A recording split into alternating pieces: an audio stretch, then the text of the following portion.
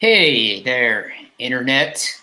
Welcome to Mediaverse Podcasts, where three guys from New Jersey, the best state, talk about movies, pop culture, and all other things. Of course, we are talking about Avengers Endgame because I don't think anybody online is talking about it, but we will be talking about it. Full spoilers. But before we get into Endgame, I guess we're going to start with the news, but I'm stupid and I forgot to introduce who's on this podcast. My name's Chris. Joining me as always is Kyle and Bill today. How's it going, fellas? Shaking my head in shame. I was just thinking, like, let's get this over with. God damn it! Yep. I'm just sitting there being like, any second now he's going to remember to introduce himself at least. That's right. I just assume our non-audience knows us. So anyway, guys, how are you? The excitement of Endgame. Right. That's the best way. And the nightmare I witnessed for the third time in a row. Okay. Between Avengers Endgame and this past Sunday's Game of Thrones, I'm emotionally spent. That's almost everybody. All right, guys. So we're gonna start with the news today.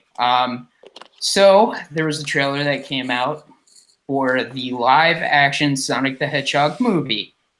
What did you guys think of it? It's not as bad as I wanted it to be. It's nightmare-inducing, but Jim Carrey is going to probably hold that movie.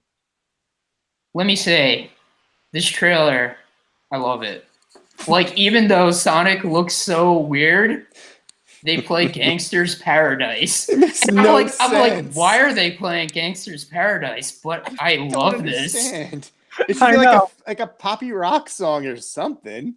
Yeah. Where's my Crush 40? Come on. Like, why is this song about lamenting like life in like the hood and shit playing over the Sonic the Hedgehog movie? I'll say this, the same reaction of everybody else is. I sent it to a bunch of my friends in a group chat, and they were like, why are they, the first reaction is what Chris just said. Why are they playing Gangster's Paradise in a Sonic the Hedgehog movie?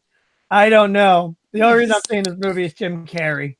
I, in some ways, I don't know who this movie is for because it makes no sense because I'm like, okay, this is a Sonic movie. It's clearly going to be a kid's movie. Huh, they're playing Gangster's Paradise. That's weird. Huh, a joke about kidnapping a child at the end of the trailer. That's weird. Don't forget the perform, and don't forget that the guy who plays Cyclops has a thing for driving around CGI animals. I guess. Why was he in the Smurfs movie? No, he was in Hop. Oh, right, yeah, that Easter movie. Yeah, and he was driving that bunny around in a truck. Well, sucks being typecast. you know what's weird?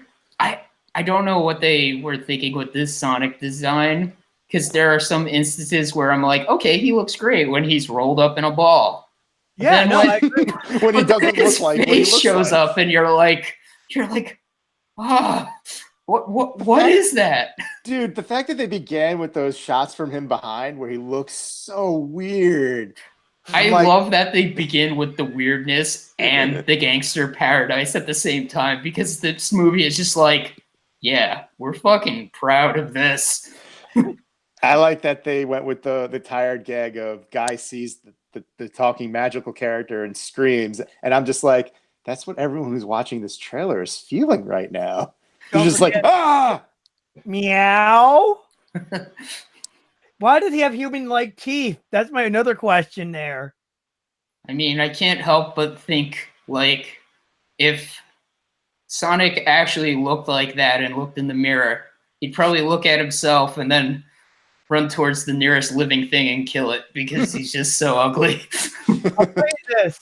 When Nugi Naga, the guy who created Sonic, I hope I'm saying his name correctly. I think it's Yuji Naga. Yuji Naga. I'm sorry if I'm butchering everything. I don't even try with those names. Yeah, but he said he saw it and he's like, I am scared. Did not approve of it. But Paramount's like, well, if you don't like it, and you could suck it. This is what we're going with. We're going to be Sonic 2-eyed, not one big eyeball. We're going to cross it over with the Power Rangers, and it's going to be awesome. I actually think this movie might be really good. Why? No, I agree. I think it's going to be great with Jim Carrey. I don't know. Maybe I'm just... Listen, I unapologetically love Sonic for some reason. I like Sonic too, but I don't think this movie's going to be good. I don't know. I have a feeling, something about it just like seems like I think this movie might be fun. I don't necessarily mean... Jim Carrey might be fun. Yeah, I don't think anybody's going to actually go see this movie except me. But Chris, I'll be seeing it. If you want, we'll go take a weekend together and we'll go watch it together. Lord knows you're not getting me to see it. Yeah. I'll see it. You're making me see Detective Pikachu. I'm not seeing fucking Sonic. Yeah. Yeah. Well, anyway, Sonic movie, it's happening. Who cares? By the way, can we talk about Jim Carrey really quick? Sure. What do you think? I think he looks actually pretty good. It's about as good as he can get. I mean, even when he's in his like normal Dr. Robotnik mode and he's like talking to Damien Dark, like about... I thought that was him. Yeah, that is him, right? I think it is. I think so. Or, Damien Dark / Dum Dum Dugan. He's like, I'm like, okay, this seems funny. He seems pompous. Eggman is pompous. I was kind of hoping to see Orbot or Cubot in there, but I'll take it. I think only Sonic and Robotnik are in this movie. I don't think anyone else is. Oh no, we're gonna put a pink hedgehog in there later in a mid scene. If anything will be in there, I mean, let's face it. That I have a theory that final scene in the trailer where he looks like real Dr. Eggman, that's the very end of the movie or a post-credit scene where he's in Sonic's world. I wouldn't surprise me. But come on, they got the mustache. He got the mustache. It's either that or like over the course of the movie, he goes mad. Yeah. Well, he already is mad as it is. Like off the deep end to the 11th degree. Well, it wouldn't surprise me. Remember the trailer, he did taste that little Sonic quiver. I go, ah! Listen, I like how it's focused on like Sonic is weird, and I was half expecting like a super serious trailer where like Dr. Robotnik finds a Chaos Emerald and he's just like, with this power we could save the world, but then he goes crazy and then like the power of the Chaos Emerald blows up his laboratory and it gets in the woods and then there's a hedgehog in the woods that gets affected by the energy and mutates into Sonic. But that didn't happen. You put more thought into that than they did in that entire movie. Chris, why aren't you making this movie? I'm an uncreative dude from New Jersey. But that's just what I see sometimes. But anyway. You had a better idea than they did. They were just like, remember the Smurfs and Masters of the Universe and all those other movies that people hated? We'll do that with Sonic. Yeah. Well, let's move on, shall we? What's the next thing on the list? So, Japan is in a new era. Kyle, as the Japanese historian here, what exactly does that mean? It means that this is actually different because usually when they get a new emperor, it usually means the emperor dies. So this time the emperor actually stepped down for once and let his son take over. Like in the culture, the signifies also changed too. It is called. We are in now. The previous era was called the Heisei era. So like any device you would see, it would be considered a Heisei era device from Japan. So S9 is a Heisei era device. That's a Korean device, Kyle. Samsung's a Korean company. I guess you're not a Japan expert. That's some racism right there. Phony. Phony, fraud, degenerate. Fine. Nokia. You know what they say about those Japanese? Samurai. But Nokia is a Swedish company. So what you're saying is like the PlayStation 3 and the PlayStation 4 are part of the Heisei era in Japan. Yep. The whole PlayStation line all the way up to PlayStation 4 is part of the Heisei era. Okay, so this is pretty much how they track their time. Like, Yeah. okay, so that's why it's a big deal. So new emperor means that, hey, we got like a new naming convention. So everything going forward, what's it going to be called now, Kyle? The Rahui era. Whatever the best way I'm saying it right now. The what? Wee wee era. Oh my! The Raw Wang era, actually, yeah. Raw Okay. Wang, or something like that. But pretty much signifies a new era, a new beginning. It's sort of like their version of like of a long century New Year's in a weird way. Okay. Apparently, the Emperor does have a little bit of choice in the matter because he did step down because he wants someone younger than him to take over. Think of it this way: when Mr. Iwata stepped down, the new guy came up, and even he said, "Yeah, I'm only here temporary. I know when I need to leave." It's sort of Iwata didn't step down though. He no, died. the other guy. When Iwata passed, Oh, okay. You're talking about the guy that took over for Iwata. yeah, for like 2 years, and they could have kept him. They could have. It's sort of like a similar situation, except that what I'm trying to say is they both knew when to step down. Interesting. So the emperor is just pretty much a figurehead. He doesn't actually have any real political power in Japan. More or less a simple kind of something for the people to cheer, kind of like the Queen of England. Yeah. The Queen of England doesn't get to designate eras of Godzilla movies. That's true. That is true. So all the previous Godzilla movies, all the way up to 1989, are considered Shohei era Godzilla, and everything after is called Heisei. Interesting. So they tend to lump Godzilla in 1985 into the Heisei series, if only because it's technically part of that series. But then they stopped calling it the Heisei series, and the rest of it's called the Millennium series because it was separate. It's complicated. Yeah.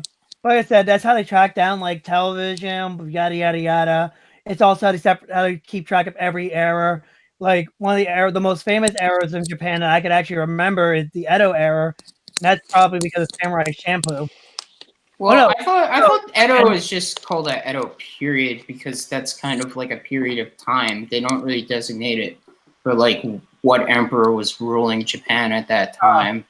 Oh, okay. Yeah, I think that has, I don't know for sure, but I think that has more to do with like where the capital was at that time in Japanese history, but I could be wrong about that, but I know the capital has changed like a few times. Japan's a crazy place. They had like a 700-year civil war or something. So no, Japan's a very crazy place. I mean, you could go like I've seen how crazy it can get sometimes. Like they have anime statues. I mean, hello, they shut down an entire country for an anime character that died. yeah. Like I thought people took Superman's death seriously. Let's not forget, guys, May 6th is Goku Day. Yeah. So I hope you have your orange jumpsuits ready and your cakes, and you got to eat at least 10 bowls of food. I'm looking forward to it. And don't forget that beans. Well, let's move on now. Yeah, let's move on. So moving on, Suicide Squad #2, being directed by James Gunn, has had some developments this week. Yep. So who knows what exactly is going on with this? Well, we got David Desmalchin, I believe is his name, as the Polka Dot Man. Yep. That guy loves going back and forth between DC and Marvel. He's from the Flash show, Gotham, the Ant-Man movies. He was in the Dark Knight. Now he's in the Suicide Squad. Yep. He's Polka Dot Man. Huh. Does that guy have like a Russian accent in real life? No. I know him from the Ant-Man movies, and when you say he's in Dark Knight, I'm like, is he one of the guys the Joker kills? He's the guy that Harvey Dent kidnaps and threatens because he works for like the Joker. He has only got like 2 lines, but he's got like a normal American accent. Oh, okay. He's in Flash as Abracadabra, and he's a very normal accent. He's very good too. Like he literally knows how to deliver dialogue. What season is Abracadabra in the Flash? The one that you will not watch. I think he was in season 3. Okay, so that's where I stopped watching then. Yeah, right after you stopped watching, and I, for some reason, continued watching. He showed up for an episode. Huh. Yep. Interesting. I heard about him and I was like, I am watching this because I wanted to see him how he would be in a different role. You know what I mean? So this movie is starting production this year. It sounds like. They cast. I don't know her name. They cast someone to be a female version of the rat catcher who has like the ability to command rats. Huh. James Gunn's his new Suicide Squad recruits are the like most ridiculous villains he could think of, I guess. Listen, I'm not gonna lie. And King Shark. I'm kind of. Three of the actors from that movie are returning for that movie. Yeah. I think he's gonna kill the original Suicide Squad at the beginning of the movie. I think a few of them. I think we might see a few of them die. I think they're not going to kill Harley Quinn. They're not going to kill Harley. Deadshot's not in the movie, and they wouldn't. They'll probably save him and hope to bring Will Smith back. But they gave Idris Elba a new character, so I'm wondering what he's playing. Yeah, that's still a mystery. I could see them killing Captain Boomerang, even though I don't want them to. I think Boomer's dying. They could bring back like Killer Croc and was there anyone else that survived? Katana, but don't kill Katana. Yeah, she was kind of like weird because like I was like, is she part of the squad? That movie's kind of confusing. No, there's reasons. I got a question for you guys. I mean, this is off topic. Do you think Idris Elba is going to be playing Bronze Tiger? I don't know. This is a mild spoiler. They are setting up Bronze Tiger's death in Arrow, so yeah, it could happen. Yeah, no, that's why I was like asking you guys, like, do you think it's gonna do you think it's gonna happen? You know who I hope he's playing? Who? Sportsmaster. I would love that. I just want to see Sportsmaster at something. He's gonna be in the Stargirl show, so I don't think that's happening. Yeah. Oh yeah, I forgot he was gonna be in that show. That's not happening until 2020. I don't know who he could play. There's like every villain I could think of that's involved with the Suicide Squad is either wrong for him or already taken elsewhere. Well, I can tell you one that's already been taken elsewhere that happened recently in Rebirth. Zod. Well, he's on a TV show, right? Yeah, he's on Krypton. And he's already in the cinematic universe. Well, he was. Yeah, I want Idris Elba to play Sportsmaster as like a soccer hooligan. Just because he has like the voice for it, and I think it would be like amazing. That would be pretty freaking hilarious. Oh my god, I would love it. I would totally love this. That'd be amazing. I also know that it's been rumored that the character Peacemaker's in it, and supposedly James Gunn wanted it for Batista, but Batista can't do it, and it might be John Cena. Huh, yeah, weird. We'll see about that. Well, James Gunn's a busy man because it sounds like he's going to be going from Suicide Squad straight into production on Galaxy of the Guardians. Guardians of the Galaxy, Volume 3. I believe it was as Guardians of the Galaxy. Kyle, spoilers. That's a big spoiler. Yeah, seriously, Kyle, no spoilers. In more ways than one. Don't talk about how Wolverine shows up in Endgame. Oops.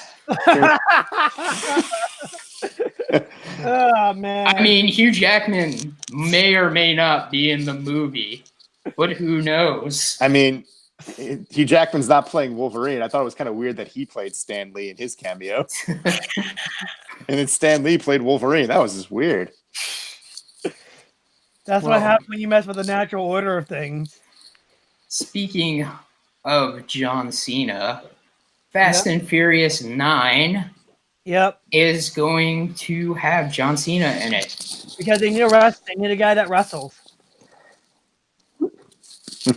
So do any of you guys know about this like real life beef that The Rock and Vin Diesel have with each other? Because I'm kind of clueless when it comes to this. Yeah, as far as I think it's like a clash of egos.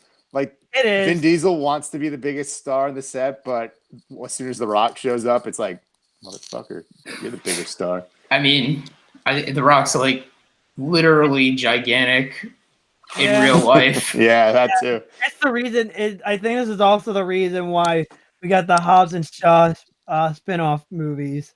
I mean, Vin Diesel probably is like, I'm bigger than The Rock, but then like The Rock shows up and it's like, oh, wait, The Rock is at least 2 Vin Diesels wide and 2 Vin Diesels tall. So And he can bench press at least 5 Vin Diesels. yeah. Yeah, but yeah, like I said, I think it's just I think it was just their way of getting Dwayne the Rock Johnson to get him jealous a little bit. Like, hey, if you don't like me, we'll get another wrestler. It's almost like Vin Diesel thinks that The Rock's feud with John Cena is like a real thing and not like a scripted wrestling show. He's like, look, we got your enemy John Cena in the movie. It's like, hey, John, congratulate. And then The Rock just texts Cena, hey, congrats, buddy. Maybe I'll see you in part 10. Which is probably going to be the last movie, apparently. Because Vin Diesel only wants 10 movies. Well, I've got to eventually catch up on these movies. I've only seen a few. I've only seen parts. Yeah. I've seen the end of the second one, the beginning of the third one, and just a random scene from the 7th one. I've seen 7 and 8, and I also seen all 5. Just never got a chance to watch all of 6. I've seen all of 1, all of Tokyo Drift, and it's funny that you've only seen part of 6 because everybody tells me that Fast and Furious 6 is the Citizen Kane of Fast and Furious movies. Apparently, it's the best one. Yeah, but I did watch Tokyo Drift. I never got a chance to watch the whole thing for the first one. I watched Too Fast, Too Furious, and speaking of which, actually, the guy who directed that movie passed away recently at age 52. Yeah. That's a shame. He's also the guy who directed Boys in the Hood. Wow. Yeah, I think his name was like John Singleton or something. Yeah, something like that. Figure I factor that in really quick, you know. Yeah, but can't stay down for long. Okay, next thing. Microsoft is now worth $1 trillion. Well, Billy Gates finally did it. He brought up to his friend Steven in company worth. Yeah, just how many years after his death? Yeah. It's just like throwing like the news article on the grave. It's like in your face, you son of a bitch. I'm kind of surprised that Microsoft wasn't worth $1 trillion just because of that how Zoom, man, set him back. Yeah, but I'm just saying, like, it's so dominant. Like, you know, everywhere I go, like for work, I see, you know, computers are always using Microsoft Office and Microsoft Windows and all that stuff. So you think, like, with such dominance, because I never go to any place for work where they're like, we're using iMacs. Well, I think because of the rise of the rise of phones and tablets, they kind of lost a little bit because most people have like iPads and things like that. Not everyone's got a home computer anymore. That's true. Yeah. Even myself, sometimes I think, like, should I really buy a new computer? Then I'm like, I am doing this stuff, so... Yeah, I have to buy a real computer for rendering purposes. Yeah. My laptop can't cut it. I just use a laptop like I'm doing right now. So, but yeah, it's great that this is happening for Microsoft. It took them a while. And if you think about it, if you go back into the day, I was like, I literally watched a documentary on YouTube about Microsoft. Apparently, Microsoft wanted to be the business person, and then Apple wanted to be that cool kid, and then it went in reverse. And so they kind of like flip-flopped each other.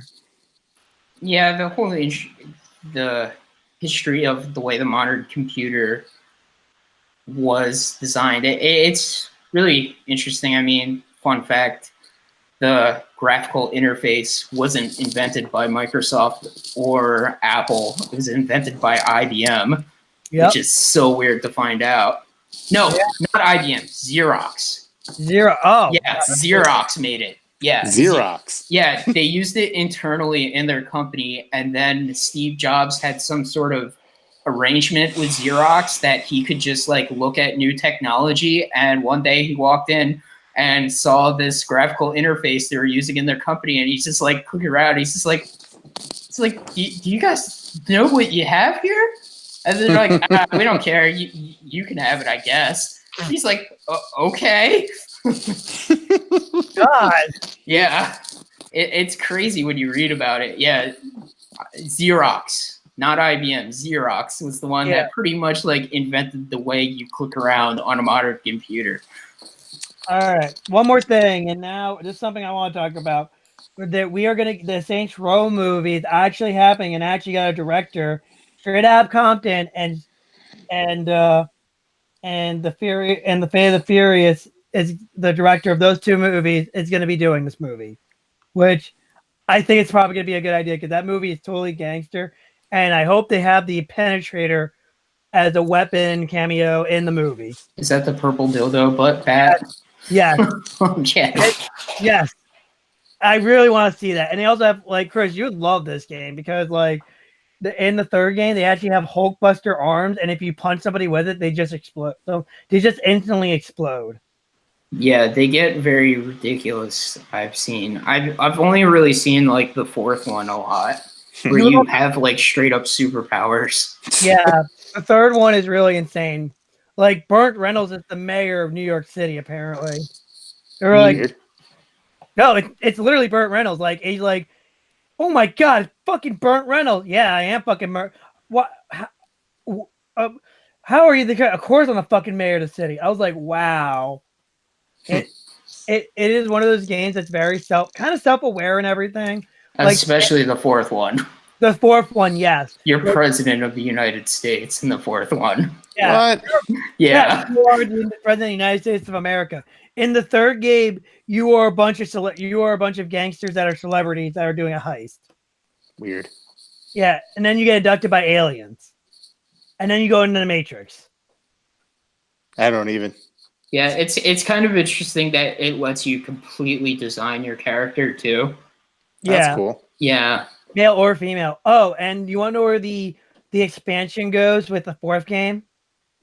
Heaven or hell. Yep. Oh my god. Oh, it gets even better. They pull an entire budget on musicals. What? Yeah, it's like a Disney musical. Just look it up, Bill. Weird.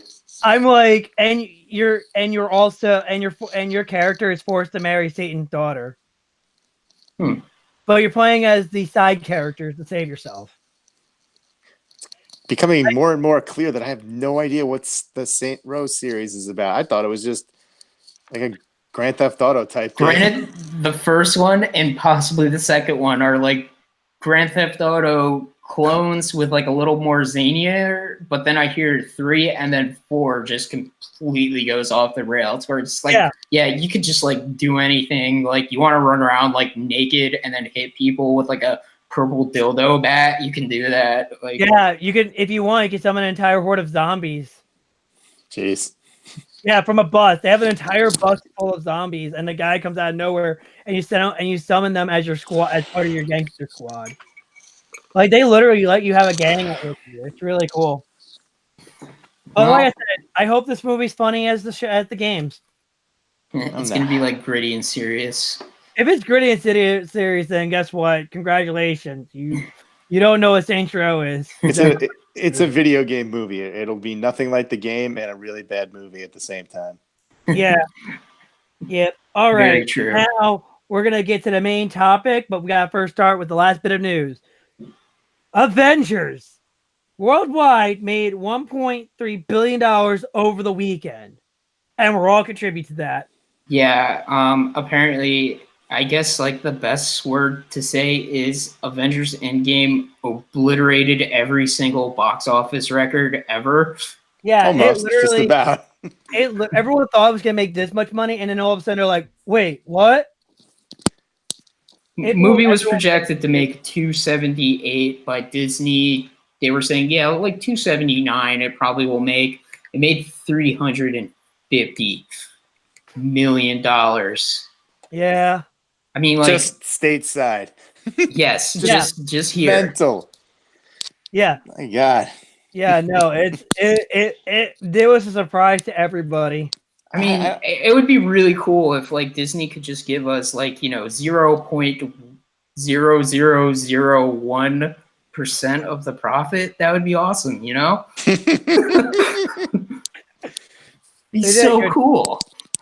Yeah, it would be so cool. Bernie Sanders actually was talking about like We're not talking about political people, Kyle. No, You shut the hell He was up, and we're talking talking about about the the money, and I'm just superhero like, movie. no, I'm laughing at this. I'm like, they're not gonna do that. Okay. He's like, I'm not. I'm just saying he's pay a your crazy workers man. more. It's like, shut up, Bernie Sanders. This is about the Avengers. Yeah, Yeah. seriously. I Shut couldn't up, even old wanna man. Exactly. Like he was even he was talking about it. That's how crazy it is. No political talk here. No political talk. It was just him talking about it. And I'm like, nope. Like that's how crazy amount of money this movie was making. It got to someone like him. I mean, I don't know why people are surprised. The way Infinity War ended, it's just like that was like the Empire Strikes Back for an entire generation. So of course, everyone wanted to know what happened next. Of course, they were all going to flood the theaters opening weekend. Of Yeah. course. This is not. This shouldn't be that much of a surprise. I need to know what happened to my sweet Tony. It's nuts. Like, I really wonder, do you think, like, realistically, do you think $3 billion worldwide box office is on the table for this movie? I would need to see how it does in its second weekend. Yeah, I mean, I could see it during the $2 billion club. It's clearly going to join the $2 billion club, but I'm just saying, beyond question at this point. Do you think $3 billion is on the table? If it possible, if it keeps up the momentum. Remember, it also has a bunch of other movies coming up too. It doesn't really have that much, though, at least for 3 weeks. That is going to be direct competition, because like next week or this week, really nothing. Then the week after, Detective Pikachu. That's not a threat. Then the week after that, nothing really. I mean, I'll see John Wick, but like that movie is not a big box office movie. It's not. But no, I'm just saying it really doesn't have anything until Aladdin. Yeah, no. When's Aladdin come out? I think it comes out May 23rd, 24th, I think. After John Wick. Yeah, it comes. So Avengers will probably steamroll over everything and until maybe Aladdin comes out. Yeah. And then if Aladdin's really bad, people will just go see Endgame again, maybe. Yeah, no, that movie is terrible. What else? Oh, Endgame. I'm gonna go over there now, do a double feature. I got 3 hours to kill. Yeah, it's insane that this movie is 3 hours long. Yeah. And it's made this much money. It's like, this is an event. Yeah, no, it's an event. By the way, Bill, well, if you're throwing your movie at one Disney movie, you're just giving Disney more money anyway, but at least you're doing it to the right cause. But yeah, you're right. It is an event movie. Like, I think this movie is bigger than Star Wars. Marvel is bigger than Star Wars at this point. Yeah. Yeah. Well, let's get into the review. Our very spoiler review. If you have not watched this, please leave the room, leave the podcast. Yeah, if you don't want to know when Wolverine shows up, do not watch the review. I love how you laugh. Like, Bill, I thought you watched the movie. I didn't want to tell anybody. I had to go to the bathroom. I missed most of it. Man, that must have been atomic shit. Oh, man. So, what did you guys think of Avengers Endgame? It delivered. And then some. I don't know how they could ever top it. Yeah. I mean, it's crazy. You know, I spotted some Easter egg. You know, I spotted some setup. Did you notice that, right? Dude, listen, this movie is nothing but Easter eggs. But yeah. Like, okay, so we'll just go through the movie. So, beginning of the movie, Avengers are sad. Tony Stark's in space with Nebula playing football with a little piece of paper, kind of like you would do at school when you're bored. Yep. And then Captain Marvel saves him. Yep. And not sure how she found him. Well, I mean, I kind of assumed she showed up on Earth. Well, we saw her show up on Earth in the mid credits of her scene. Then I guess they were like, "Hey, can you find Iron Man for us? He went to space and nobody knows if he's alive or I not. thought that was going to be part. I thought that was actually going to be part of Infinity War, but I guess I was wrong. I thought that was gonna be a clip from the movie too, but nope. You hope you saw that movie. I mean, the way they play it, if you didn't see that, you just assume she kind of stumbled across him and just brought him down to earth. Yeah. They kind of keep it vague enough, but presumably she met the Avengers and was all like, "All right, what's going on? What the fuck happened? Why'd everybody die?" Yeah, pretty much. Yeah, and she actually gave a reason, and she gave a good explanation why she wasn't on Earth. She like, well, other planets don't have people like you. Yeah. Which I'm like, fine, that's a good explanation. That's a good galaxy, universe, wherever the hell she spans. It's a big place. It's a lot of planets. No, I agree. Space is not that big, I guess. No, yeah, I'm just kidding. It's just infinite. Yeah. It's an infinite dark void, Chris. Yeah. But so anyway, they're like, well, the Avengers eventually get reunited, and they're like, we got to find Thanos. Nebula's like, I know where he is, and then they go to Thanos' house and straight up murder him. But not before finding out he destroyed the Infinity Stones by using the Infinity Stones. Yes. And it fucked him up bad. He was like scarred. His arm was just dead. Yeah. The gauntlet was like melted to his hand. Yeah. Yep. He was beyond up. fucked Thor, oh my God, Thor did it. He went for the head. A little late. Yeah. I mean, what did you do? I went for the head. Didn't somebody cut off his like hand? Yeah, they cut off the gauntlet arm first. Yeah. Yeah. And then Thanos is like in the middle of talking, and Thor's just like, ah! He just like shit cuts his head off. When I saw that, I was like, what? I was like, holy crap. I was surprised they actually did that, like cut his head off. I was like, and showing the head on the floor, and also, who's the fucking villain? So after that, we get 5 years later. Which I was shocked about. I was like, holy crap, 5 years. I mean, it'd been rumored, but like never confirmed. But yeah, they were literally in 2023. It was a good call because like letting what happened just sit for a few years is like, oh my God, the world, everyone's just broken and sad still. And yeah, no, it was a good idea. Everything's just fucked up. Isn't the Marvel Universe supposed to be slightly ahead in like the time though? I thought it's like 2025 or something. No, it has always been more or less with moving around in real time like us. With certain exceptions, like how Black Panther and Spider-Man: Homecoming both took place in 2016 because of their connection to Civil War. And then Guardians 2 took place in 2014 along with Guardians 1. You know what's actually funny though? In the official timeline that got published, they're like Black Panther 2 takes place in 2017. I'm like, I call bullshit on that one. Yeah, they somehow always fuck up their timeline. Go figure. And then they said, oh, but Infinity Wars takes place in 2017. Then why did Tony say 7 years? You know what messed up they did? We actually skipped this part. The beginning of the movie, we see Hawkeye with his family, and they get snapped. Oh yeah. They continue a grievous continuity error that stemmed from both Infinity War through Ant-Man and the Wasp and into Endgame, where when Thanos snaps his fingers, he's in Wakanda in Africa, and it's daytime.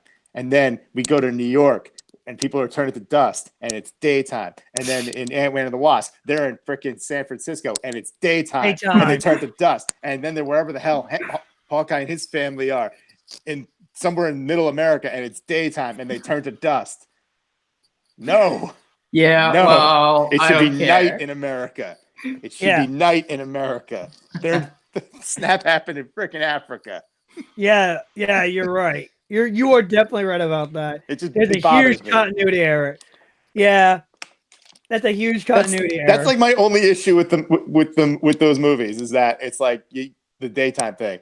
I'm like everything else. I'm like, this is great. This is awesome. Why is it daytime? So 5 years later has happened, and the decimation. So a lot of shit has happened in those 5 years. We find out. Yeah. Tony and Pepper have a daughter. Yeah.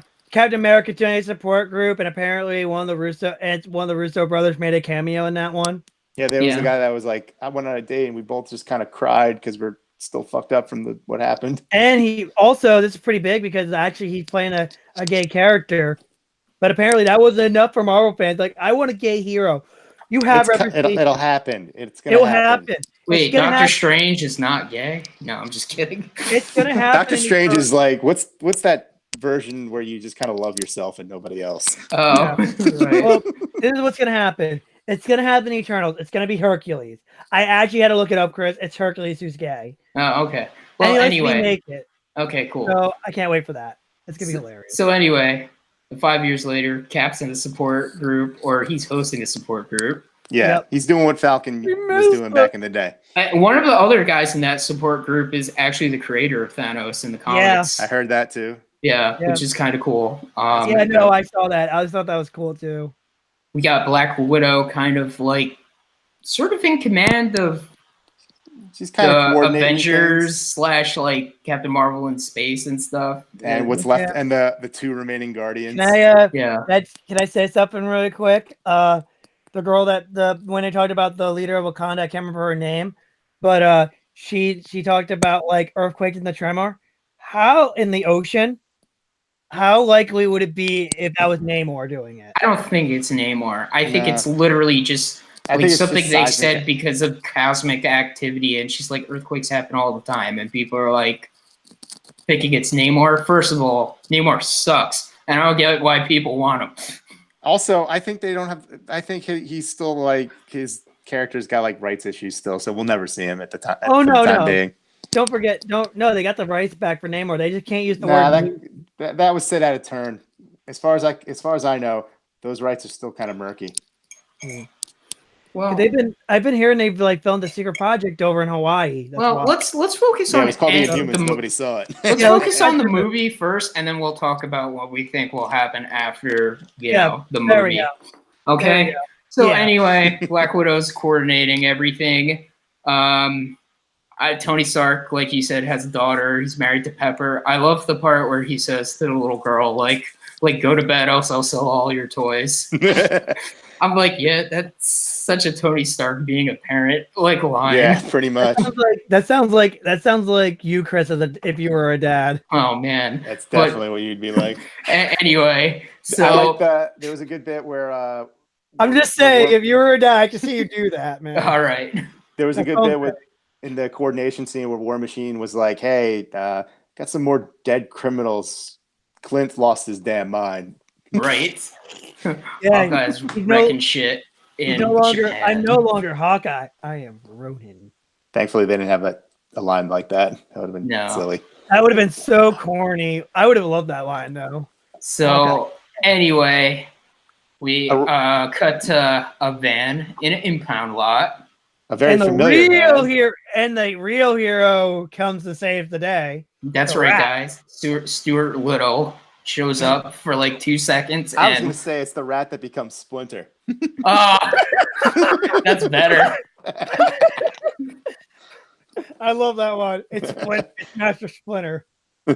Little Mouse releases Ant-Man from the quantum realm, and he's like, what the hell is going on? Yes, apparently for him, it's only been about 5 hours. Yeah. Not 5 years. Which I think is kind of interesting. Yeah. Well, immediately goes home, finds his daughter 5 years later. Well, first he finds like the memorials, and he's like, what the fuck happened? And he sees his name on a memorial. I am not dead. Oh, God. I like when he sees his daughter and he's just like, you got so big. And I'm like, you get it? Because her superhero name is Stature. That's for nerds. In that sub-franchise, their entire thing is shrinking and growing. Yeah. Yeah. But it was a very tear-jerking moment because last time they saw each other was when she was 12 in the movie, right? Younger than that. Yeah, I think she was 10. Yeah, she was 10, so she 15, but she looks like she's 16 now. So she could be 11 in Ant-Man and the Wasp. I don't know how the MCU works. I always felt she was a little younger than that. I thought she was like 8. Yeah. Maybe. I thought she was 10, but yeah, who cares? She's older. She's a teenager, so in movie logic, that means you almost are as big as an adult. Yep. Because you're played by a 25-year-old or something. Yes. Yes. It's like they don't know what a teenager looks like. So Ant-Man shows up. He's like, okay, I guess I better find the Avengers. And they're like, how the hell are you here? And he's Hey, wait, like, is this a recording from years ago? No, this is the front door. let me tell you about quantum physics. And then I'm the least likely guy. yeah. And then we meet the Hulk, and the Hulk is a like, hipster. well, he's kind of like combined with Bruce Banner now. So he's what is known as Professor Hulk. And it's amazing. he's a hipster, I'm telling you. Nah, he's a nerd. Just because he doesn't wear shoes doesn't make him a hipster. They just don't make shoes in Hulk size, Kyle. Yeah, they only get as big as how big Shaq's feet are. Yeah. I just don't like how he acted. It was just like, oh god, he's a hipster. Hey, he's just a nerd, that's all. I love when he's just like eating all the food and he's just like, you guys sure you don't want some? And I'm like, oh man, this is amazing. I can't believe I'm seeing this in a movie where Hulk actually can like talk now. Yeah, no, I'm the same way. You know, it's like I thought, why not combine the Hulk body with my brain power? Best of both worlds. Well, you tell he's still putting up some of Hulk's mannerisms inside of him, too. So skipping a few things, but they come up with a plan to do a time heist, which means that they have to go find Hawkeye and Thor. So I forgot who they found first. I want to say maybe Hawkeye. No, they found Thor. Okay, so they found Thor first, and Thor has changed so much. He is residing in New Asgard. We see Valkyrie again. We see Korg and Meek, and then we see the Big Lebowski. Yes. Thor's gained some weight. Wait. He's got the biggest beer gut I've ever seen. You can't just make reference to an actor that's already in the MCU. Hot Tub Time Machine. Everyone knows Sebastian. Dan Sebastian is in that movie too. He is? Yeah, he's literally the asshole ski patrol guy. Huh. Well, I thought it was pretty hilarious that Thor has just become like his depression has destroyed him. Yeah, he's just like a guy that sits at home and drinks beer and plays PlayStation with his friends. I mean, it was so great to see Korg. Yeah, no, I'm glad. Like me and my coworker were talking about this, and it really makes sense for Thor's character after you see like he caused the decimation. So this is riding on his head all the time. This is why he drinks so much. Yeah, it's either him or Star-Lord, but Thor had Thanos dead to rights. It would eat away at him. Yeah. They probably should have kept Star-Lord alive so he could maybe feel some guilt. Yeah. Instead, they just abuse him whenever he shows up again. Yeah. They do. So Thor's a big fat guy, but they tell him we're gonna go back in time, and he's like, no. Skip over things. We get a scene with Hawkeye killing a bunch of Yakuza in Japan. He actually slits somebody's throat, and we see a little bit of blood. I was like, yep. He had a pretty cool bit where it's just like, why are you doing this? It's like Thanos, because you survived. Everyone else got Thanos. You get me. Yeah. It's badass. Everyone got decimated. You did it. You get me. I also like how they finally got Tony Stark on board. Like they couldn't just like convince him to do it. It took seeing a picture of Peter Parker to make him be like, oh yeah, right. The young boy I was responsible for died.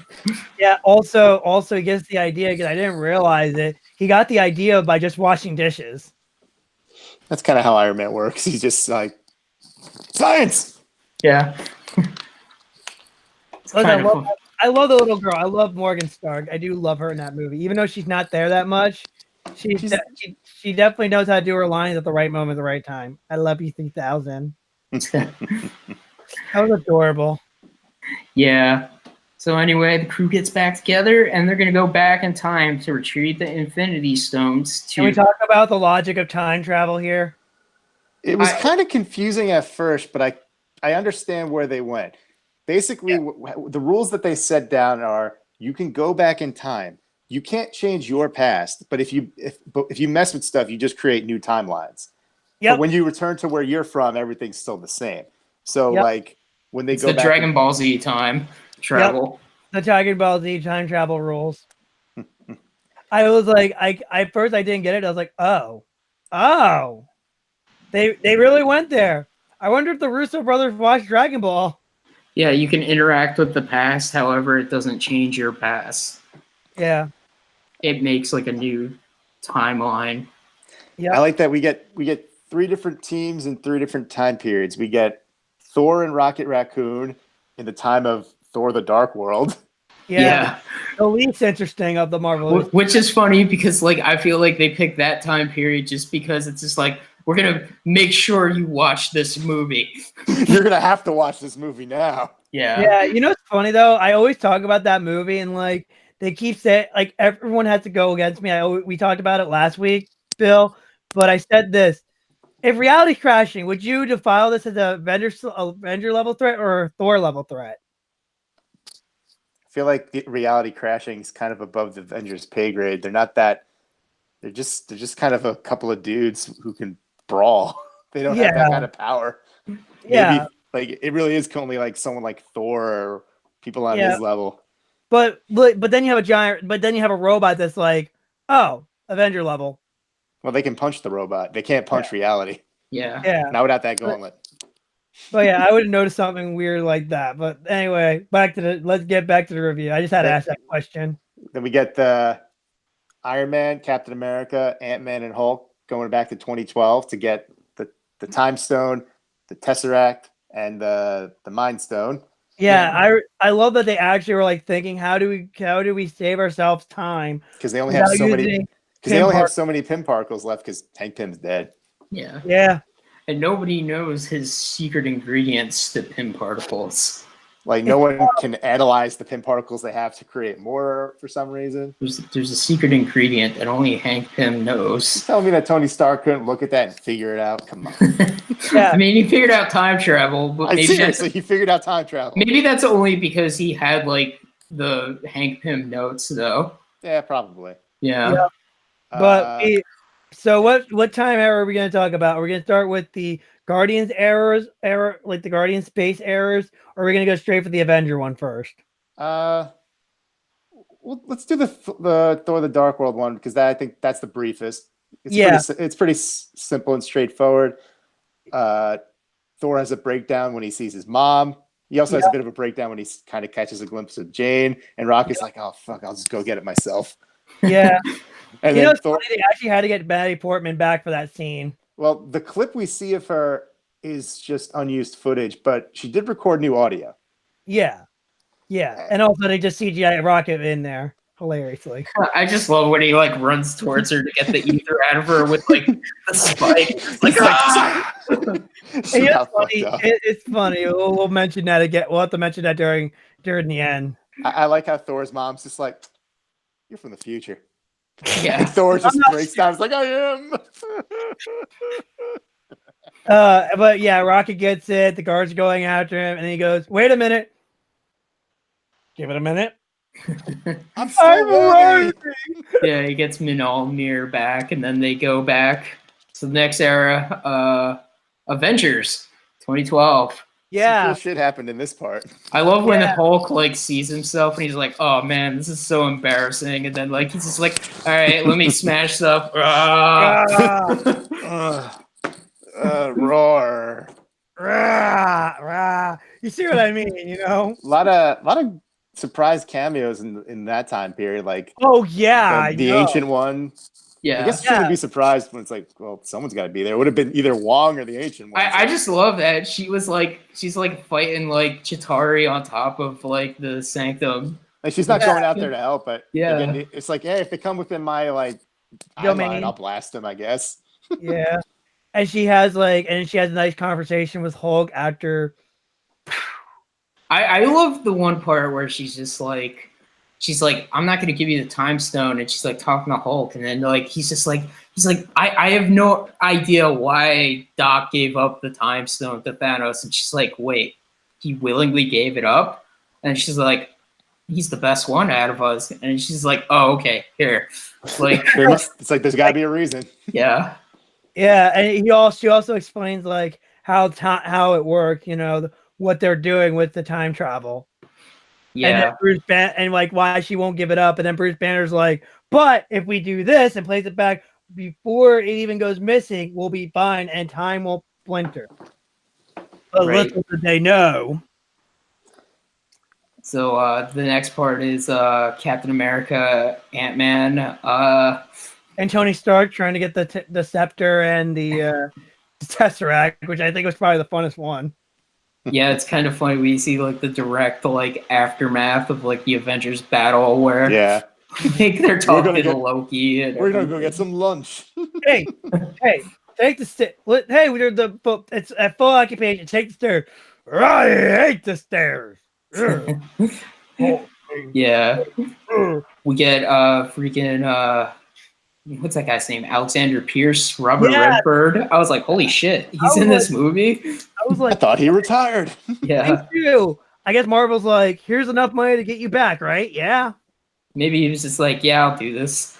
Like this is It'll like a make my day of grandkids shooting. happy. Yeah, Or maybe secretly they added or secretly he signed on for 2 and didn't realize it.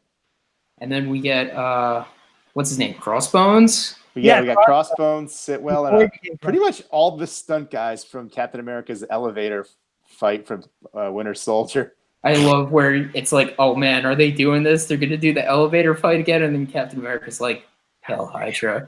Just grabs the scepter. And that's a reference to Hydra Caps. And they're just all like, what? He's with us. He's evil too. Yes, he's one of us. I didn't expect it. Yeah, and then we got and also we got to see America's ass. Ant-Man. Captain America versus Captain America. Follow up on that. That was pretty cool. I love that. I just love the scene where he just like I could do this all day. Yeah. I know. I know. And you could tell which one's which one's who, because one's wearing the thing on top of him and the other isn't. Yeah. Future Cap's like, I'm not putting that stupid mask on. Yeah.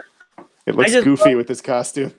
Yeah, and I just love after he knocks him out and goes, "That is America's ass." That's pretty good. And then we had Tony Stark and Ant-Man kind of screwing up trying to get the Tesseract, and Loki kind of grabs it and disappears. And that spawns off into the television series. I guess. Or maybe. somebody else just finds them. Or I think that's just a joke. Yeah. But then they're like, shit, what do we do? Oh, wait, if we go to this base in the 70s, we can get more pin particles and we can get the Tesseract. But hopefully, and Iron Man and Captain America go, Ant-Man goes back to the present. They go to that base. And we also got to see the last Stan Lee cameo. Yep. Yeah. What do you guys think of it? You think it was a great way for him to get? You think it was a good final cameo? Yeah, it was all right. It's fine, Peace and love. Yeah, no, I feel like it's a good cameo because you get to see him like the young Stan Lee, the young guy who's full of energy.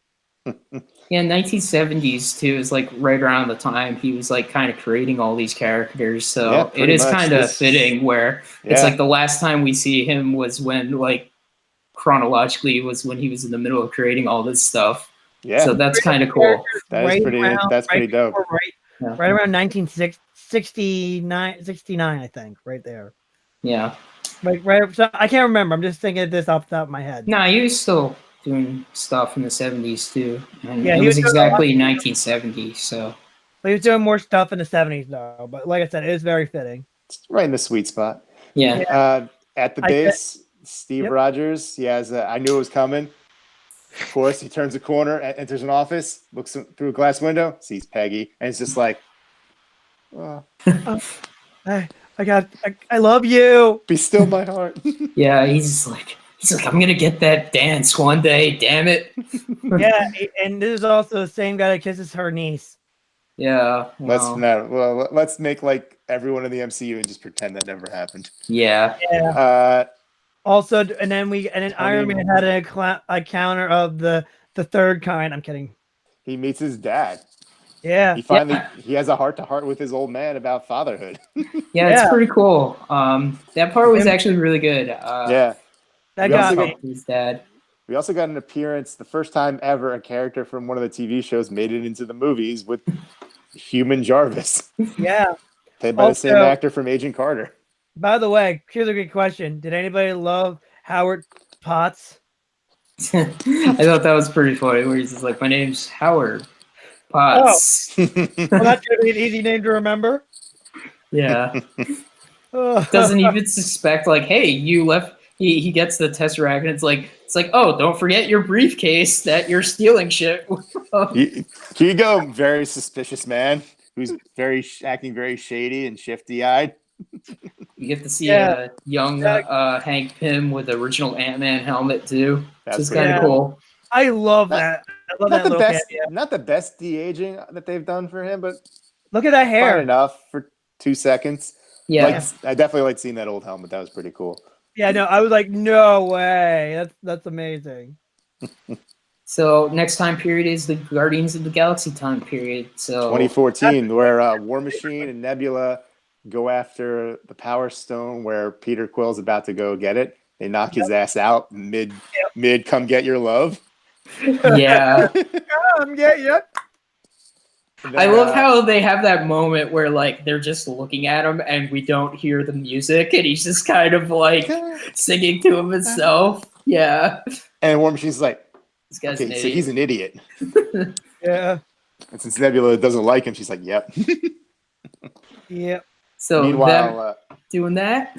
Hawkeye and Black Widow go over to get the Soul Stone, but before that happens, Nebula has a bit of a wig out as her brain connects to her own brain from 2014, Network. alerting Thanos to what the hell's going on. Yep. Past Thanos. 24. Yes. Well, present Thanos is dead, so Yeah. I was like so I was like, no, they are not. No, none. I was like, they are. I'm like, okay, this is interesting. This is how Thanos comes back in the picture. Okay. So, I guess we got to talk about like kind of one of the most shocking parts of the movie was when Hawkeye and Black Widow go to get the Soul Stone, because basically going beat for beat, similarly what happened with Thanos and Gamora, only they don't immediately do it. They're like, oh shit, what the fuck? Yeah, One of them- they dwell on it for a little bit of time. Yeah.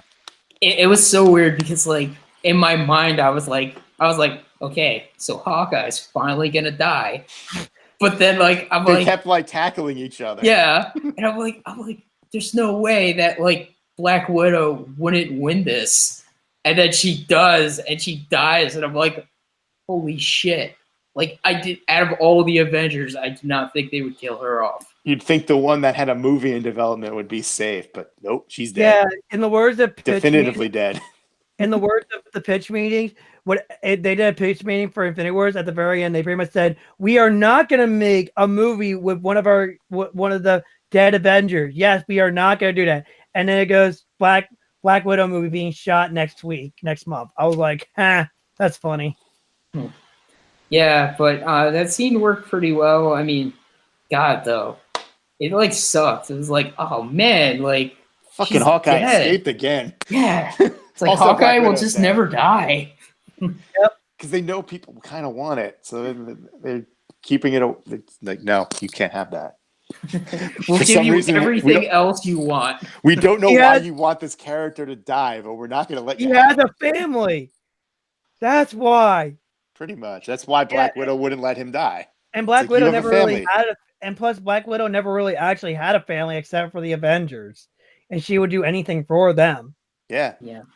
There's Her no- family was the Avengers. Her family was Hawkeye's family, and she's like, no, they need you. Nobody needs me. Later, bitch. Yeah. So after that, War Machine and Nebula get the Power Stone eventually. And right as they're about to leave, War Machine flips away, but Nebula goes, ah! Yep. And she gets body swapped by the past Nebula, who gets sent in her place. who is super loyal to Thanos. Yep. Yep. And wants to be like, no, I would never betray her like you.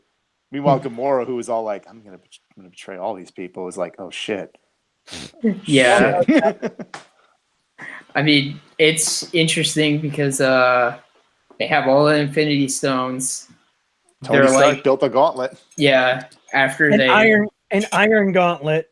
yeah, and they're gonna reverse the snap. They're not gonna like reverse time and be like the snap never happened. It's like we're gonna bring back everybody that was snapped to the present, which is 5 years later. Because Tony Stark will not compromise the life of his child.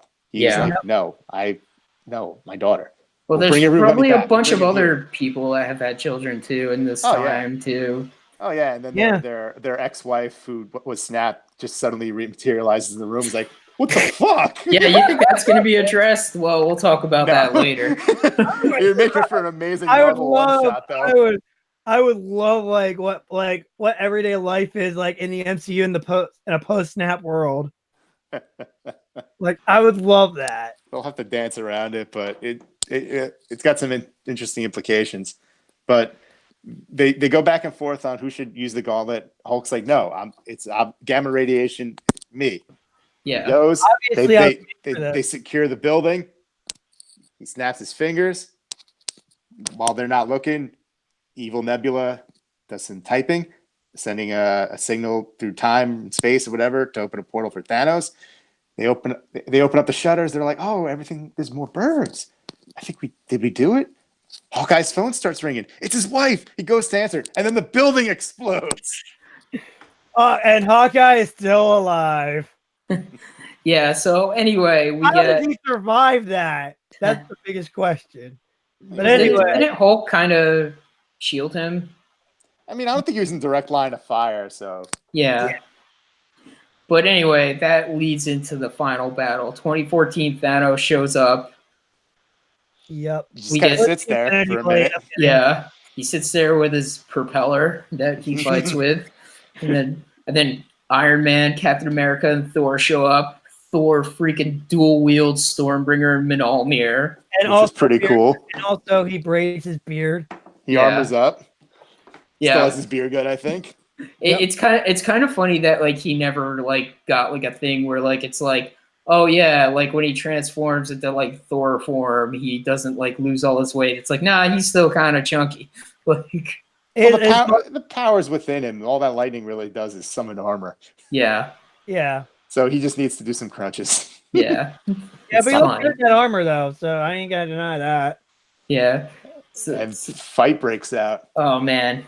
Like Jesus, this was like the fight to end all fights. This is like, it's so crazy because I guess like fight goes on, Thanos just too freaking strong. Even without the gauntlet, he is just a beast. Yeah, he's just like wrecking people and throwing them. But then all of a sudden we see a little magic ring show up, and then we hear a familiar voice say, "On your left." Whoa, hold it. What's up? You skipped a part. What part did I skip? Well, while they're knocking everybody down, Thanos gets Thor pinned to the ground, starts pressing Stormbreaker into his chest. But then we see Mjolnir get picked up, and he gets whacked with it, and it goes back into Captain America's hand. I totally forgot that happened before. That happened before. Yeah. And Captain America starts kicking ass, dual-wielding the shield and the hammer. Yes. Though the fight still doesn't go in their favor as Thanos So you forgot another thing before he gets the hammer. Thanos literally broke the shield. Well, that happened after that. Oh, really? Yeah, that happened after that. He takes out Thor. He takes out Iron Man. Cap is the only one standing. His shield is broken in half. And that's when the little thing appears and says, Cap, can you hear me? On your left. And that's when all the portals start opening. Yeah, and that's a reference to Winter Soldier. Yeah. Through one portal, you got Black Panther, Okoye, and Shuri. The Guardians and Spider-Man out another one. With Bombay. Valkyrie, the Wakandan army. Valkyrie and the Korg, Meek, and the Asgardians. A shit ton of Ravagers. Howard the Duck. And Howard the frickin' Duck is there with a gun. Yeah. I didn't know that. I didn't know about that either. I saw like a picture though that someone took. Frickin' all the Doctor Strange, Wong, and all the wizards. Yeah. And Wong, you're invited to my wedding. Fuck. Wong's all like, Doctor Strange lays that. Everyone, you wanted more? Frickin' then Giant Man bursts through the ground, War Machine, and Hulk, and Cap finally says the words. We were waiting for this we were waiting for that word for years. Yeah, he finally says Avengers Assemble. I was off with Thanos and his army. I was just like, I got goosebumps when I heard that. Because I mean, at this point in the movie, Thanos is like, okay, so my plan, it worked, but it didn't work because you weren't grateful. So you know what? I'm going to destroy everything. And I'm going to remake the world in I'm going to mine. remake the entire universe. And he's like, but first, I'm going to destroy your world, and I'm going to fucking enjoy it. Yeah. Like everyone's like, well, I like 2018 Thanos better. He's much more related. Shut up! It's still Thanos. He had this plan for a while. He's just angry now. Well, they're kind of almost two different characters because this is Thanos who's got zero fucks to give at this point because he's like, fuck it, I'll kill all of you. And he's 9 years younger. You're right about that. Yeah. Well, I'm 9 years younger. I'm younger, sexier, and I will beat you up. And then the biggest battle in movie history. Yes. Well, I one of think the biggest, I guess. It's like the biggest battle like ever. Like I've ever seen in movies. It's freaking madness. Like the movie's actually very light on action because you get like a little bit with Hawkeye and the Yakuza, a little bit of Cap versus Cap, and like the Hawkeye Black Widow struggle, but it's still very light. And then just fucking madness at the end. Yeah, the madness. They were like glorious madness. Yeah, well, they did a good job building towards it. You know. Oh yeah, it was. By that point, you're just ready to jump up and say "fuck yeah." I mean, so much That's cheering in this fight, and oh man. Yeah, we get some nice character moments though. We get a brief reunion between Iron Man and Spider-Man, and Spider-Man like, oh my god, like I turned to dust and all of a sudden I woke up and Doctor Strange said 5 years had gone by, and Iron Man just hugs him, just grabs him and hugs him. Yeah.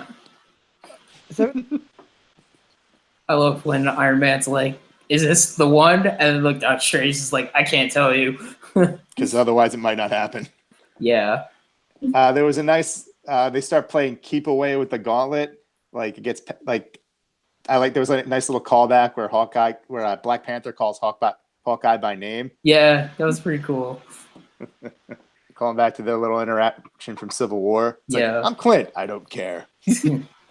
I guess during this time too, that's when Captain Marvel shows up and just like wrecks his spaceship. She missed the Avengers Assemble, so I guess much like Bender and the Globetrotters, she's not an Avenger yet. Yeah. Yep. It's like, does that mean I'm a Avenger? It's like too late. You should have been here when I said Avengers Assemble. Those Ravagers, they're Avengers. Howard the Duck, an Avenger. Valkyrie, Meek, Avengers. You were late. Yeah. Avengers are punctual. But playing keep away with the gauntlet, we get like a cool like comic book panel of like A-Force like in the movie, which you're totally right about. Like, why is Mantis there? It's not like why she's there. It's like, Mantis, pick up a weapon. Yeah. Like all you could do is just grab people and say sleep, but you should also have like something to protect yourself. She should have had like a big gun. You're right. Yeah, a gun, like, or just like a stick, like a fancy like spear weapon. Like even Drax has like his two blades. Yeah. Hilariously, when I was watching Pitch Meeting, they made a joke out of that one too. They're like, "So you're saying it's very convenient that Spider-Man landed right where all the females are? How is that possible? Get off my back about this and talk about the logistics." It doesn't matter. I don't care about the logistics. I love it. Logistically, it makes absolutely no sense. They were all in completely different areas. Yeah, no, I agree with you. Plus, I'm pretty sure like Wasp was with Ant-Man, and then she just probably had zipped over. Yeah, and Gamora was too busy kicking Star-Lord in the balls. Yeah, it's like, who are you?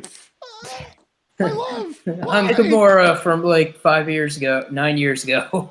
Like, so wait, you're saying I fall in love with this guy? Either that or the tree. I was like, wow. Yeah, cruel. Jumped on. Man, do the Russos hate Star-Lord? Feels like they hate Star-Lord. Did Chris Pratt, did like one of their wives or whatever, like be like, oh man, that Chris Pratt's so dreamy, and they're like, I'll fucking show you. No, it's not. He sucks, and I'll show you why.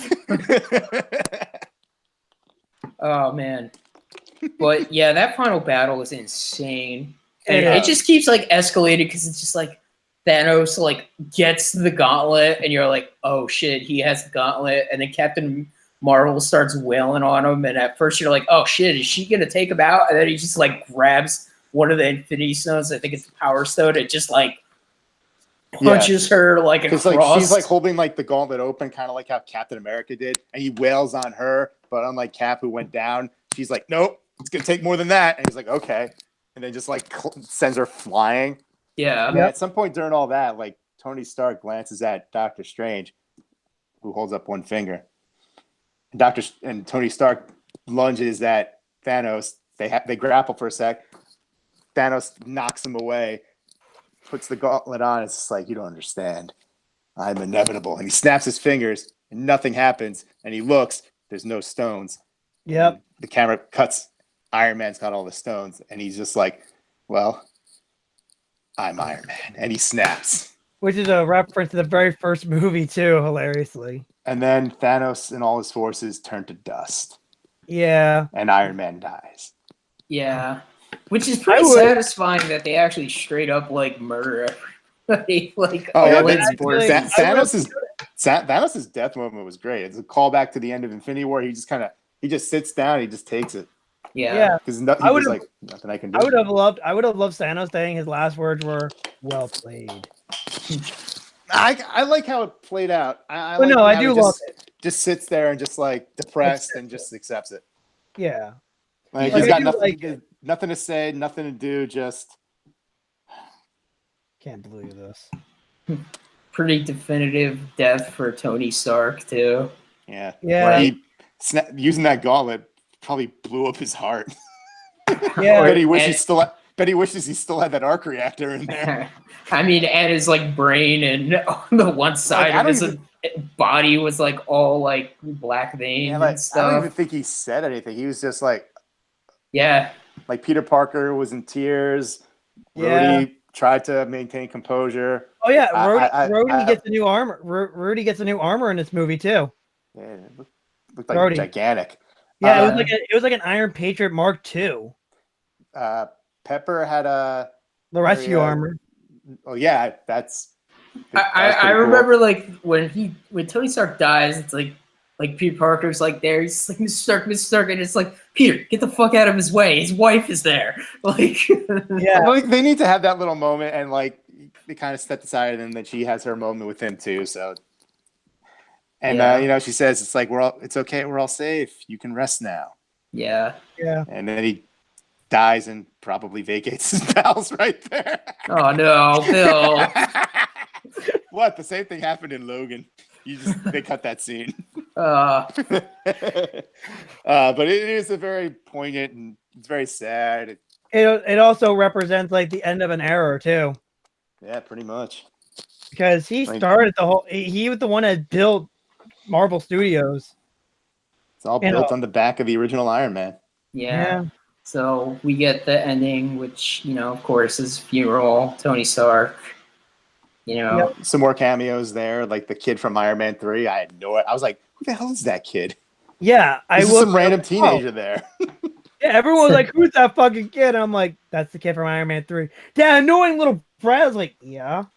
But why is he there? He touched Tony's life.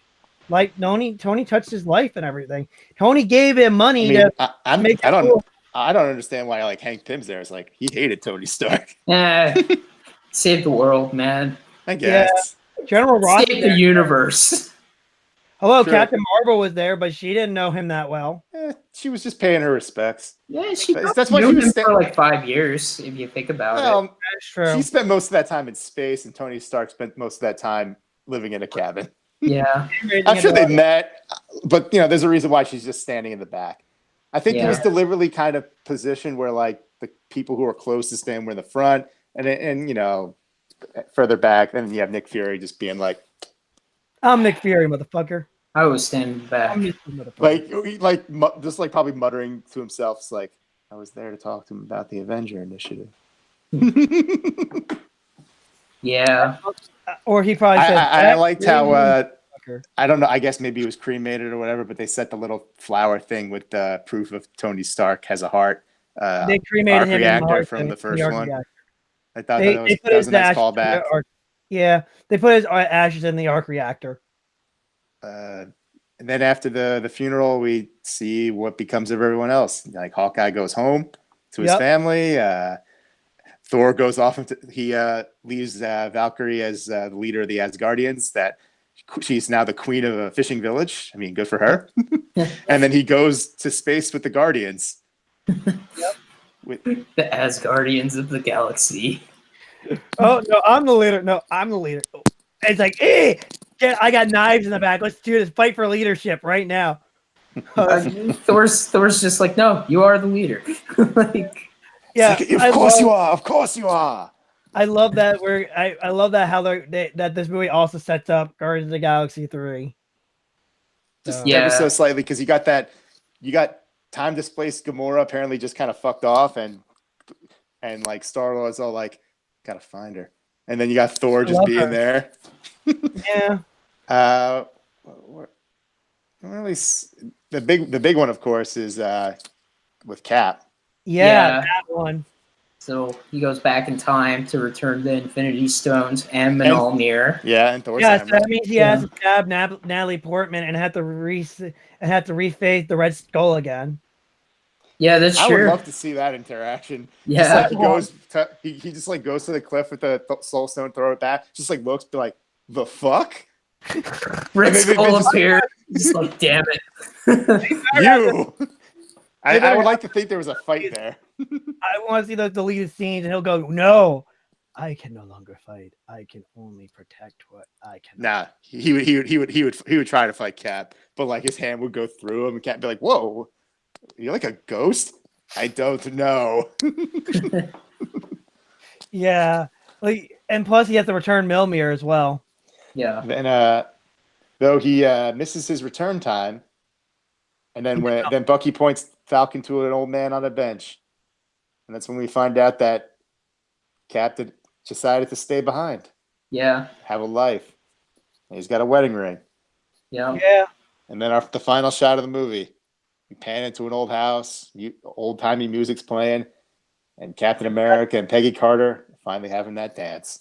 You forgot the most important thing. He passes the shield to Falcon. Oh fuck! I skipped that part. Sorry. Yeah.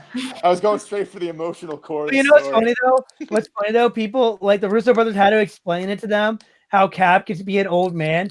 So he was in a separate timeline, spending time with Peggy he spent. Yeah, I got confused by that too. Because I'm like, how do you end up in that bench? He did return. He just didn't. He just returned in a different way. Yeah. It's like, I'm going to return on a bench, and it's going to be nice and sentimental. I'm going to give one of them boys the shield, whichever comes first, I guess. I think it was better that he gave Falcon the shield over Bucky. I mean, I'm of two minds of it. I felt like narratively it makes more sense for Bucky, but only if Cap dies. I don't think it does make sense for Bucky to have the shield narratively. I said if Cap died, it makes sense. Yeah. But like it definitely works. Plus, I think from a charisma standpoint, it also works better. Yeah. Plus, I think Falcon's got a bit more presence than And actually, if you think about it, harkens back to the comics where Captain America does become an old man after. That's pretty much what they were aping. Yeah.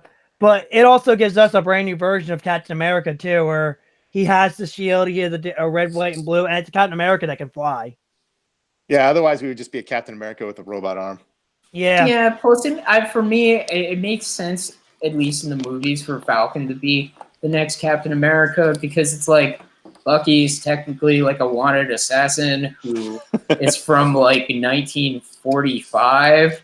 Where Falcon is actually somebody who is from this time period and like was like a soldier in modern wars. Well, they also kind of established like Bucky, much like Cap, doesn't want to fight anymore. Yeah. Like in Infinity War, Black Panther's all like, this one I think is tired of fighting, but I bet you fight today. I gotta tell you something. I bet you all those people that wanted Captain America to have a boyfriend were very mad that he got married to Peggy Carter. Oh, fuck them. Yeah, Yeah. Because you always have to bring Did they up not that. see the first Avenger? Yeah. Captain America had only loved one person. Yeah. And he made out with her niece for some reason. Yeah. It's confused. That's why I had to mention it, because I remember a review I found. I was like, I really felt like the movie was really trying to push Bucky and Captain America. I feel like that niche was just throwing it away. I was like, oh my god, I got Yeah, Kyle. Some people don't watch the same movies as other people. Yeah. It was like she didn't watch the first two Captain America movies. All right, dude. Yeah. But But movies amazing, A+ for sure. So if I had to do a scale, I had to give it something a little higher. Because this movie was good. The movie, what I like about this movie is that it is focused. It's a very focused story, unlike Infinity Wars. Like if you're gonna watch this movie and if you're not watching the long haul, this movie is better as a long haul movie. Infinity Wars is better in action and scope, but You need to watch both to get this. you need to one. really watch both. But Endgame is definitely a more focused movie, and I'm gonna hate to say it, I'm gonna give it an A++. A++. Yeah, it was What you just that think, good. Bill? D-. Nice. I'm just kidding. Nah, this movie was pretty great. Like, it's a perfect follow-up to Infinity War. It's a perfect capstone to what they now call the Infinity Saga. It ended several eras, but leaving stuff open for the future. We get like these stories are done, but some of these stories are going to go on. It opens up some of the TV shows. Yeah, I guess before we end the podcast, you guys have any speculation of where does the Marvel Cinematic Universe go now? Downhill from here. Downhill. Like, I just don't know how you get better than that. Like, yeah, right now, from what I'm hearing, they're trying to be a little more. The future's going to be diverse. But you got Shang-Chi. Yep. That's one thing. We got Eternals with the very first gay superhero, Hercules, is going to be in that one. I don't know if that's been confirmed as Hercules. I think that's still just speculation. But no, they were saying like that it was one of the first character. They want to get a gay character in Eternals. I know, but I don't know if necessarily be Hercules. I heard it might be this other character, but I don't know. I know jack shit about the Eternals. We got some more sequels. Guardians 3, Black Panther 2, Doctor Strange 2. I'm sure Captain Marvel 2 will be down around at some point. Don't forget, we're not in the end of Phase 3 yet. It doesn't end until Spider-Man: Homecoming 2. Spider-Man: Far From Home, The Adventures of Yellow Dog. Yeah. Yeah. That they're considering as an epilogue. They're like, well, this is going to be the beginning of Phase 4. So you think the Black Widow movie is going to take place in the 5-year time skip? No, I think it's an origin movie. I think it's going to be both. I think it's going to be origin and in the 5-year time skip. I think it's weird to have a movie about a character who we just saw die. It's sort of like when they made Solo, like 2 years after Han Solo was killed off. Yeah. It's like, what are we doing? We already know how this character's story ended. It'd be like if X-Men Origins Wolverine came out after Logan. Oh, yeah, like, that's true. What are you doing? It's weird. Yeah, but it might be something they're setting up for the next couple phases. So here's an idea. What do you think the next big villain's going to be? After Thanos, it's hard to say because don't forget they have the Fox rights. I know, yeah, but they might have already planned something else though, because they didn't have the rights till this year. Yeah, it's hard to say like what the next big villain would be for like the next like 20 movies that they're planning to do. I mean, assuming they want a villain that would arc for that long, like they might do like a stopgap villain like Ultron, and then start building towards a new villain, like how like we had Loki, and then like, oh, by the way, Thanos. We might get like we might get like, oh, hey, here's the Beyonder for a movie, but by the way, Galactus is coming. Yeah, I mean Galactus could be a possibility. What about the Skrulls? I don't think we're going to see the Skrulls as a stopgap villain. That could work for like one movie, but the problem is, it's like it still feels too close to Winter Soldier because it's the same kind of twist where it's like everyone's a Skrull. Yeah, because everyone was Hydra. Yeah. Maybe they could dust off. Maybe they could do more with Dormammu. They did. They definitely bit with him. Dormammu. They could do more with him. Yeah, but right now, like according to Benedict Cumberbatch and what was that guy who plays Black Panther's name? That guy. Chadwick Boseman. Chadwick Boseman. They have Chadwick Boseman. Chadwick Boseman. They have one movie left in their contract, apparently. Well, which is weird. You think they would have had them tied to 6 movies, not 5? Well, we didn't think this through. We didn't expect Black Panther to make this much money. I mean, you'd still their rule of thumb is like everyone gets 3 solo movies. Yeah. So you'd think they'd have. I guess they'll probably negotiate for more. Well, if you think about it, if they signed Benedict Cumberbatch to like a 6-picture deal, technically, he did Doctor Strange, Thor Ragnarok, Infinity War 1 and 2. So he's at his like 5th one now. Yeah. Well, I mean, for Doctor Strange 3 and Black Panther 3, I guess they would both have to sign new deals, and potentially for whatever comes next, whatever new Avengers or whatever the hell if they they're end up doing. Dormammu, they got to get Doctor Strange because he's more of a Doctor Strange villain, but he's a huge villain in general, though. But you need Doctor Strange though to understand him. Yeah, I suspect like certain people like don't want to sign those like 9-picture deals like some other people do.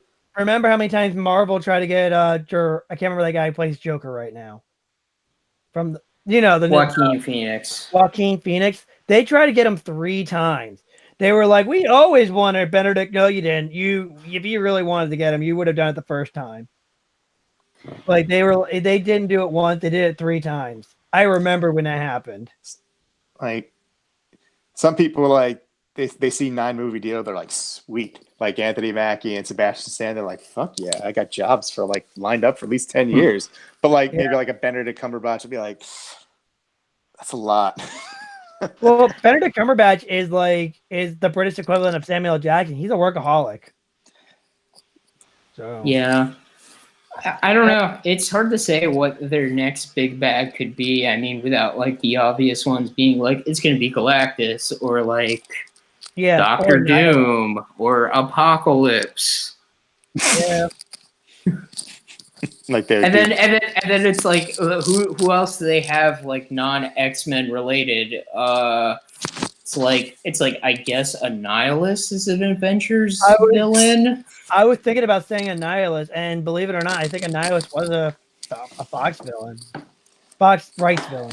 Sorry. And then there's that Kang guy Kang the Conqueror. Oh yeah, he looks so stupid though. I hate the way he looks with this like green and blue helmet. Does he have an ultimate design Does he have an ultimate universe design that they can use? I have no idea, to be honest. I'll look into it. But I think Kang the Conqueror would probably be a good one because it's like they could just say you've done this to my future, and then you like find out like the Avengers destroyed the future or something, and he lives in a very post-apocalyptic world, and he's preventing this from this happening. Oh, you know who would be a really interesting one? What? And this would take some pretty cool build-up, but they could maybe figure something out for Maestro. Oh, the evil Hulk? Yeah, because they have alternate timelines now. They would have to do like a lot of crazy things. Like we could get a version of World War Hulk, except it's like Maestro attacking like this timeline. Like they could build up to that somehow. You know what they could just do just to go like a total left field? Okay. So what was the guy, Ultimate Reed Richards, right? Yeah, are you gonna talk about the Maker? Yeah, why don't we go that route? Nobody likes the Maker though. What if we get Mephisto? Oh, Mephisto would be weird. Just like it's like, how do we go better than Thanos? What about the devil? We'll just bring him what if we fight the devil? We got him back. We got him back because he's no longer with Sony, but he might be busy for that Ghost Rider Hulu show. So they could just be like, hey, Marvel TV, you can have your Ghost Rider show, but we're taking Mephisto. We're gonna build up Kingpin for the next Thanos. It's gonna be Kingpin. He somehow beats. He becomes so powerful that even Captain Marvel can't defeat him. Yeah. I have an affinity. How did you get slamming people's heads in doors? Like, how? Why is this so powerful? Yeah. Oh my god. Oh man, the future is very blank. Well, I got an idea. What they should do. Why don't we do what Disney doing instead of live action? We animate all the movies. Here's Iron Man, but animated. Yeah. Robert Downey Jr. will reprise his role. Don't worry. But everyone else has been recast. But there's musical numbers too now. Yeah, there's a lot of songs. I can't wait for the terrorist song when Iron Man gets captured.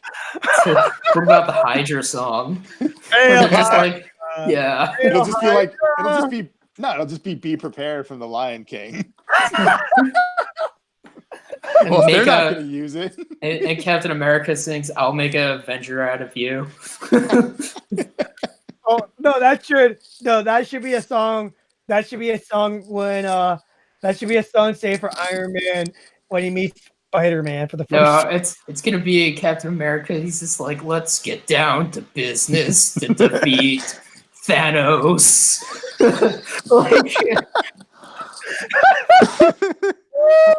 Who gets the Gaston song? Yeah. Who gets the Gaston song? The Gastons. I guess Thor. Thor yeah. movie gets the Gaston song. Yeah. Oh my god! What have I unleashed, guy? I gotta stop giving Marvel Studios so many ideas. I think we've got to end this podcast. So I agree. We ended this on a hilarious note. So we've been the Mediaverse podcast. We go live every Wednesday at 8 p.m. Bill, thanks for joining us on this episode. No problem. Until next time, goodbye.